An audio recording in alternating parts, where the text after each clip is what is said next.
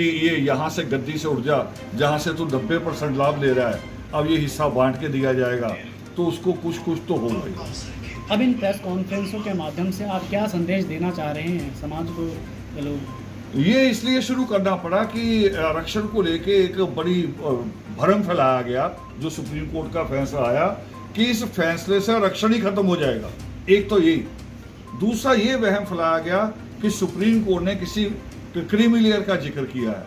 Supreme court ने बिल्कुल creamy layer के मामले में जजमेंट नहीं दी है। फैसले में सिर्फ इतना कहा गया है, फैसला बहुत छोटा है कि इसका वर्गीकरण हो। क्रीमी लेयर नहीं कहा, क्रीमी लेयर जजों की राय में एक राय थी, फैसला नहीं है। अब उसके लिए हमने प्रेस कॉन्फ्रेंस शुरू की कि लोगों में जो भ्रम फैलाया जा रहा कि आरक्षण खत्म होगा या क्रीमी लेयर होगा, वो नहीं होगा, ये इसलिए किया। और भारत बंद के भी जो है, आपने जो भारत बंद था पीछे, तो आपने उसका भी विरोध किया है। विरोध इसीलिए किया था कि वो हमारे हकों के खिलाफ था।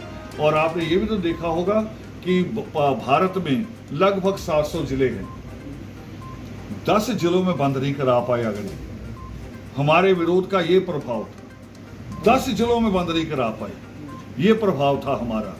और इसी सब राजनीतिक पार्टियों को सुचेत हो जाना चाहिए कि राजनीतिक पार्टी अगर शासन करेंगी तो किसके वोट से करेंगी। अगर आप लोगों को राजनीति का, जैसे राजनीति में हिस्सेदारी दी जाती है, तो कितना बड़ा बदलाव उसमें आ सकता है? बहुत बड़ा बदलाव आएगा, क्योंकि वहीं बैठ के तो सारी स्कीमें बनती हैं, चाहे वो स्कीम सड़क बनाने की हो, चाहे स्कूल कॉलेज बनाने की हो, सारा कुछ तो वहीं से पार्लियामेंट और विधानसभा से होता है। वहाँ हमारी हिस्सेदारी होगी तो फिर हमारा हिस्सा बीच में ध्यान रखा जाएगा। विशेषकर किस समाज के लिए जो आप जो मांग रहे हैं, जो राजनीति में हिस्सा, जी, विशेषकर किस समाज के लिए मांग रहे हैं? क्योंकि विशेषकर जो जातियां पिछड़ गई हैं सारी, एक के लिए नहीं, जितनी जातियां पिछड़ गई हैं, चाहे वो संख्या में बहुत कम भी क्यों ना हो, हिस्सेदारी सबको मिलनी चाहिए।